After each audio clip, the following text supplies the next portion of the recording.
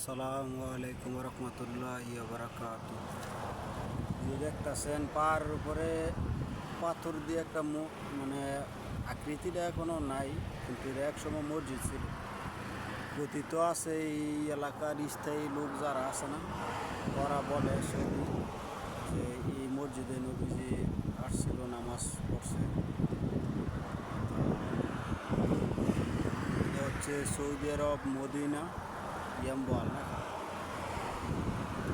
আর এই জায়গায় একটা আইন আছে, মানে যদি এই পাশে দেন সবই দেখবেন পাহাড় আর পাহাড়।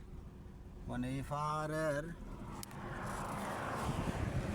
এই এলাকাটা পুরোটাই পাহাড়। এই পাহাড়ের নিচ দিয়ে একটা আসে, পানির লাইন আছে। এটা বন্ধ ছিল, নবীজি দোয়া করার পর আবার চালু হয়েছে।